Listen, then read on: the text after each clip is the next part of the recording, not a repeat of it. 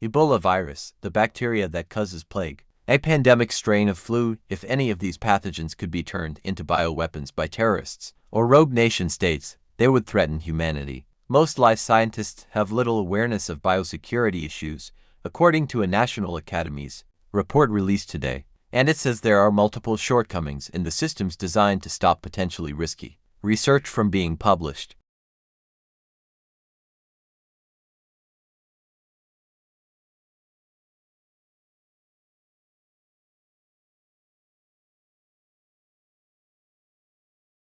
So between 4000 and 3000 BC, the Mesopotamian Sumerian cultures do not practice any kind of burial. And then, about 3000, in the early dynastic period, these burials start to reappear. And they reappear with a certain amount of conspicuous consumption. And this is the context for the royal burials at Ur.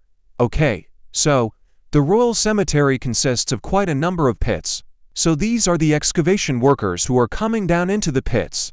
So you get some sense of how really deep and how really difficult it was to construct these chambers.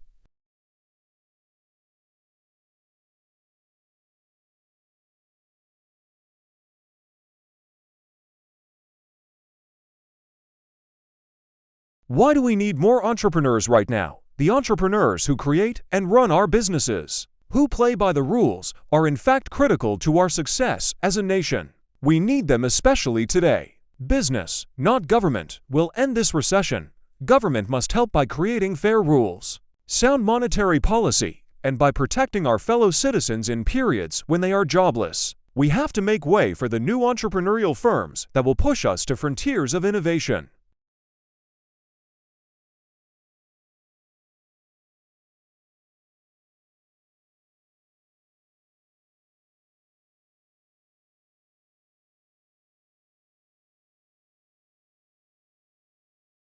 So, in a very important tense, memory is the cognitive function that stores knowledge that we've acquired through learning and perception. But also memory is important because memory frees our behavior from being controlled by the present stimulus environment. If you didn't have memory, all you'd be able to do was react to whatever is currently in the environment now, whatever it is that you're experiencing. But memory allows us to respond to past events as well as events in the current stimulus environment, and memory also gives us the means to reflect on our experiences so that we plan for future encounters.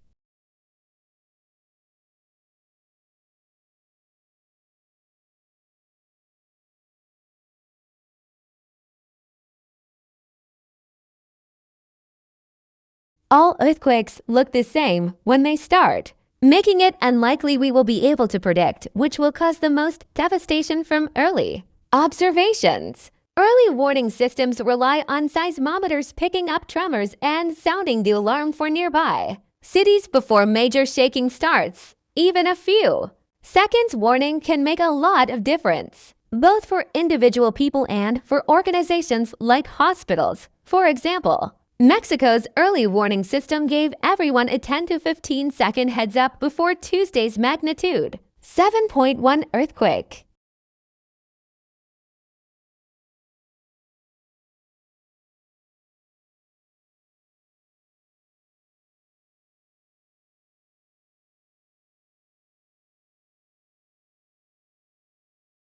Asteroid collisions can be just ask the dinosaurs, but they also bring key ingredients for life. Super-Earths can draw them to nearby worlds, super-Earths. Planets that are up to 10 times more massive than Earth might play billiards with planetary systems. New simulations suggest that if a super-Earth existed in our own solar system, say between Venus and the Earth, far more asteroids would collide with us, but that isn't necessarily a bad thing. If the timing is right, understanding the effect of these massive planets on others nearby could help direct the search for life on exoplanets.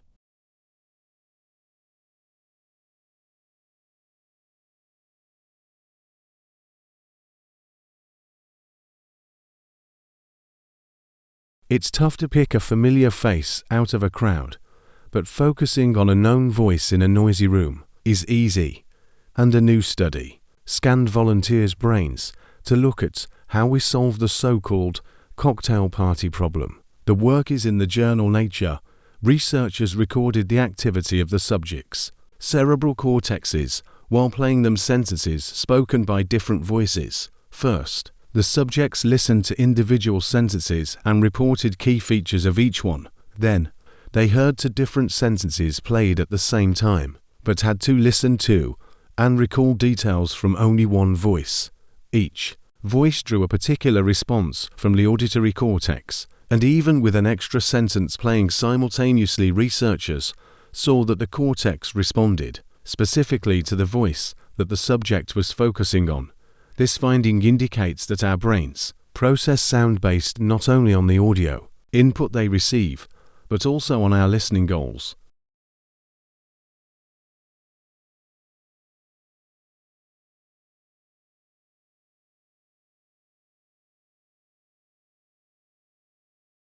Doctors know a lot about prescribing medications.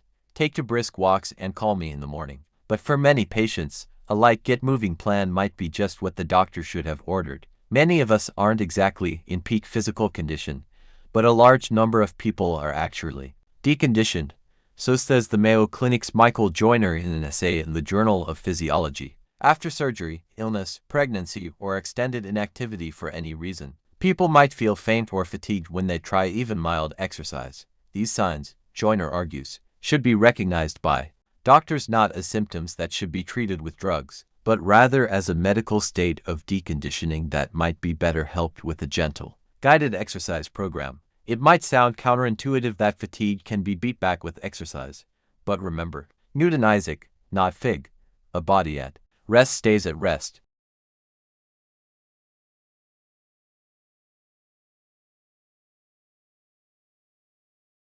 Republic currently is undergoing transformation from the centralized regime of a communist dictatorship towards a modern democratic state. Fonda et al. Recognizes three main events in the last half-century that had profound consequences for the country and its land use. First, the communist coup d'état and the following collectivization of land in the 1950s that introduced large-scale collective farming.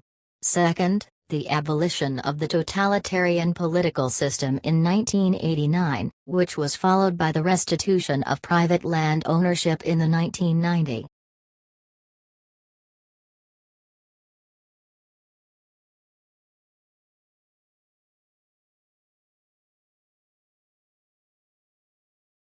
The thing that makes it difficult is because even if life had evolved on Mars, the chances of being preserved are very small.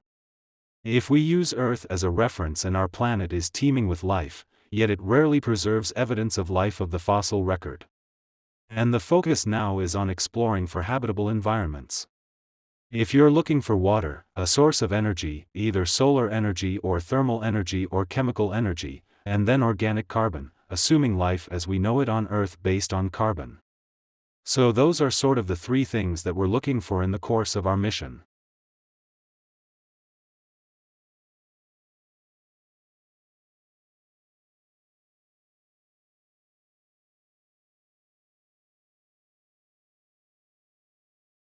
Also, malaria is something that is a very complex disease with this complex life cycle.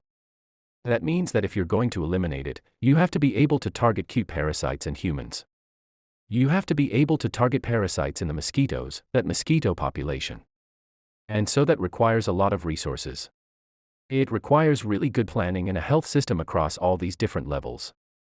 And so I think the political capital that you need for that, the educational infrastructure you need for that, the economic resources you need for that are quite a challenge.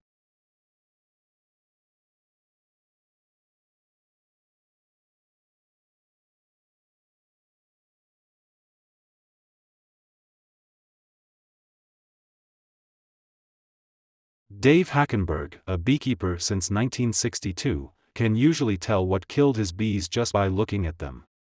If they're lying on the ground in front of a hive, it's probably pesticides, he says. If the bees are deformed and wingless, it's probably vampire mites. But last fall, Hackenberg saw something he had never seen before. Thousands of his bee Colorado geese simply disappeared. He was in Florida at the time, pulling the lids off some of his commercial hives. To his horror, they were all empty.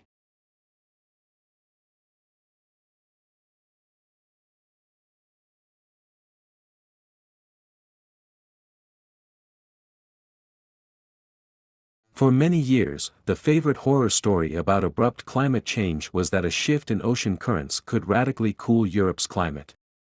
These currents, called the overturning circulation, bring warm water and warm temperatures north from the equator to Europe. Susan Lozier, an oceanographer at Duke University, says scientists have long worried that this ocean circulation could be disrupted.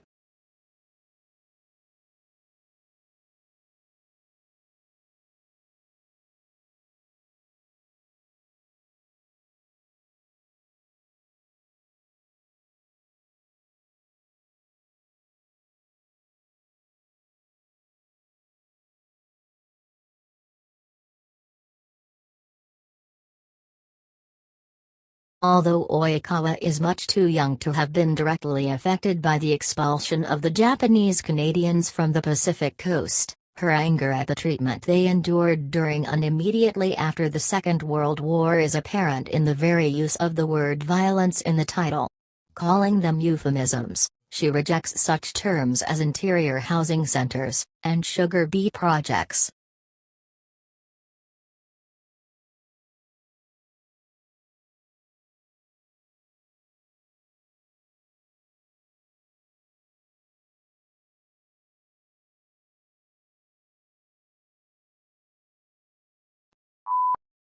Green chemistry is a concept designed to develop technologies which allow chemistry to be practiced with minimal damage to the environment or in an environmentally compatible way, and it's meant to cover both chemical processes and chemical products. The center, if you would, set up about 7 or -1 years ago, and the idea was to provide a hub of activities that covered fundamental research work, industrial collaboration, but also educational developments. So we work with schools and on public understanding projects as well, and also networking. So we network out to well over 1,000 people around the globe.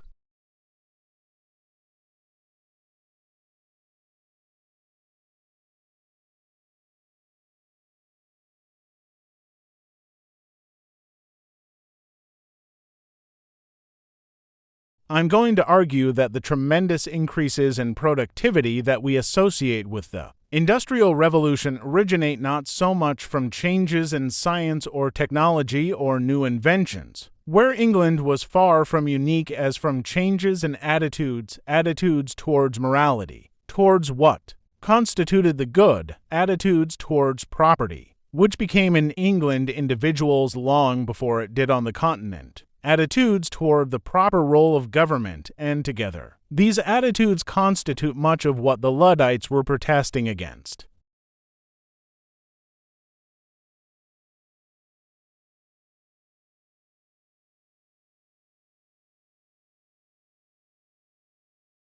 For many years, the favorite horror story about abrupt climate change was that a shift in ocean currents could radically cool Europe's climate. These currents, called the overturning circulation, bring warm water and warm temperatures north from the equator to Europe. Susan Lozier, an oceanographer at Duke University, says scientists have long worried that this ocean circulation could be disrupted.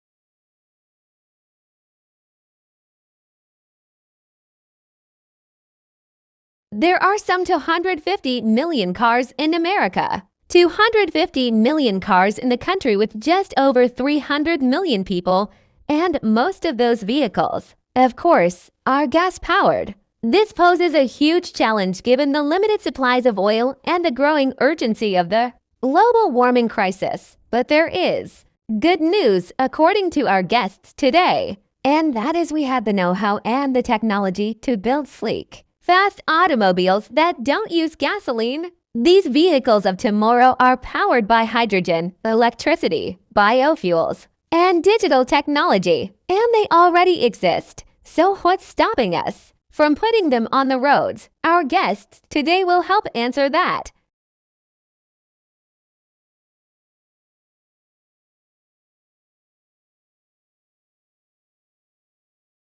Now that the story's been scratched, it is only part of contingency planning. But it was a symptom of the dramatic turn of events in South Australia, and it flushed out other remarks from water academics and people like Tim Flannery, indicating that things were really much worse than had been. Foreshadowed even earlier this year, so is Adelaide, let alone some whole regions of South Australia, in serious bother, considering that the vast amount of its drinking water comes from the beleaguered Murray. Something many of us outside the state may not have quite realized is their predicament, something we have to face up to as a nation.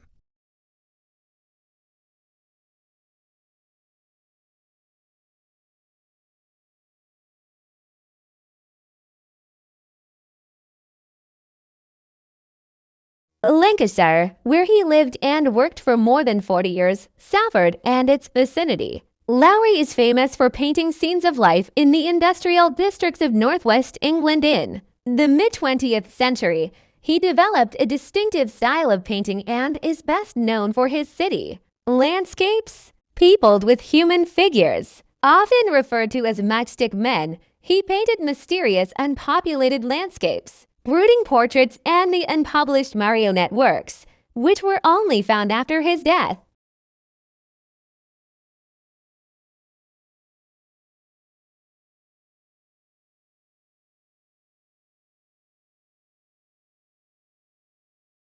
Along the way, we have built unashamedly beautiful buildings, two of which have won, and another was runner-up in the prestigious United Nations World Habitat Award. The first time an Australian building has received that international honor. We rely on older concepts of Australian architecture that are heavily influenced by the bush. All residents have private verandas which allow them to socialize outdoors and also create some defensible space between their bedrooms and public areas. We use a lot of natural and soft materials to build beautiful landscape gardens.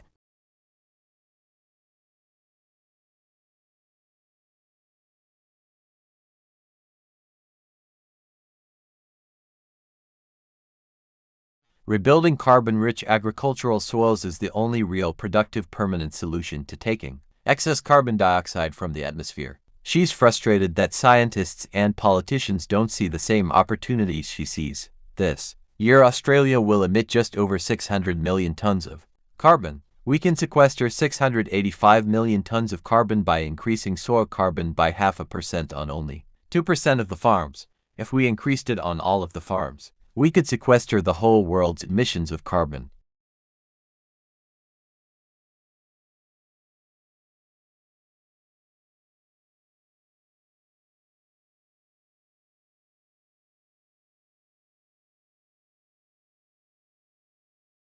In animals, a movement is coordinated by a cluster of neurons in the spinal cord called the central contract patterns generator, CPG.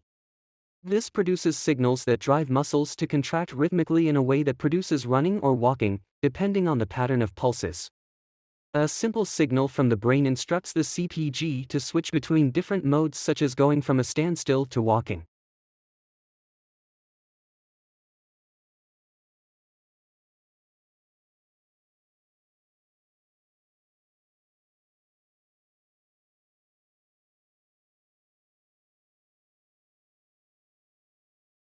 These Dogs aren't just man's best friend. Previous studies have shown that kids with dogs are less likely to develop asthma. Now a new study may show how if results from mice apply to us. The work was presented at a meeting of the American Society for Microbiology.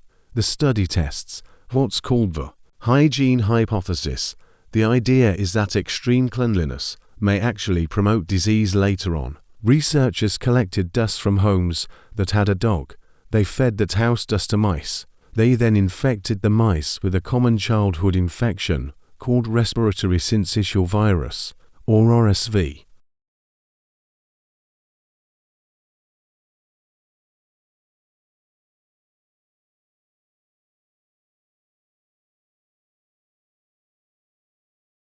Time is the amount of time that elapses between a business placing an order with a supplier for more stock or raw materials and the delivery of the goods to the business. Businesses want the lead-in time to be as short as possible so that they can meet their customer orders and minimize the time between paying for the stock and receiving the revenue from the customer. However, this may not happen due to a number of factors, such as delays in the supplier receiving the order, or the breakdown of the supplier's lorries delivering the stock to the business.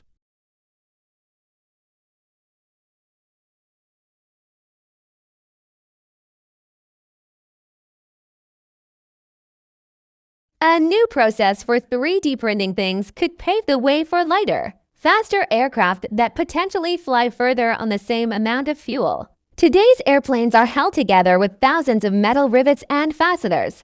That's because the lightweight but strong aluminum alloys used for their frames are considered unwieldable. Try to weld them and you get a phenomenon called hot cracking, in which the finished alloy weakens and fractures as it cools. This and other adverse welding effects also stand in the way of 3D printing high-strength aluminum alloy parts. When researchers have tried, the resulting laser-fused mass flakes away at the welding area like a stale biscuit.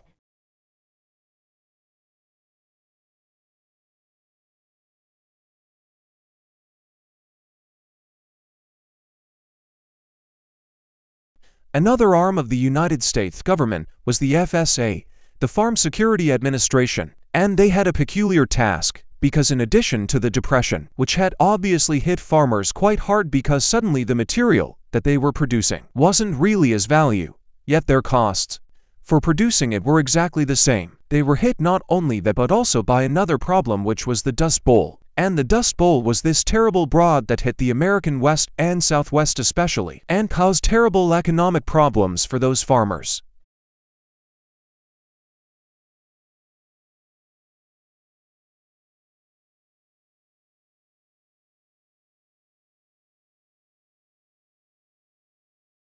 Two paintings, both called sunflowers, are generally accepted as the finest of several depictions of the thick-stemmed, nodding blooms that Van Gogh made in 1888 and 1889 during his time in Arles. The first is now in the collection of the National Gallery in London, and the second is in the Van Gogh Museum in Amsterdam. Van Gogh referred to this work as a repetition of the London painting, but art historians and curators have long been curious to know how different this repetition is from the first. Should it be considered a copy, an independent artwork, or something in between? An extensive research project conducted over the past 3 years by conservation experts at both the National Gallery and the Van Gogh Museum has concluded that the second painting was not intended as an exact copy of the original example, said Ella Hendricks, a professor of conservation and restoration at the University of Amsterdam, who was the lead researcher on the project.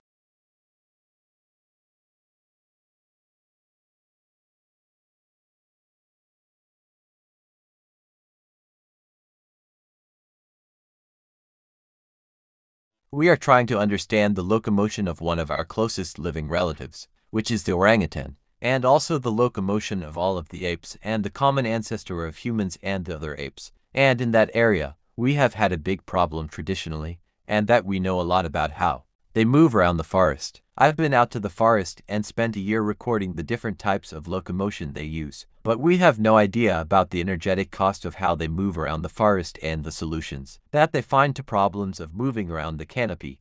And what we're doing here is using the park or athletes as an analogy for a large-bodied ape moving around a complex environment and getting them to move around in the course that we've made that they've never seen before. And we're going to record their energetic expenditure while they're doing it.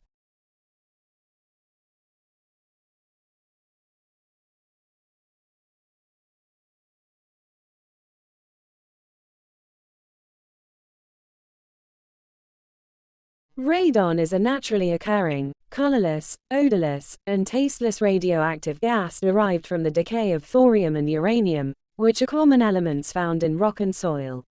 Radon gas becomes entrapped in houses and other buildings by seeping into cracks in foundations or basements or by entering through sump pumps or other drainage systems. Though most people have heard of radon, very few test their homes for the radioactive gas. One study reported that 82% of respondents had heard of radon, but only 15% had tested for radon.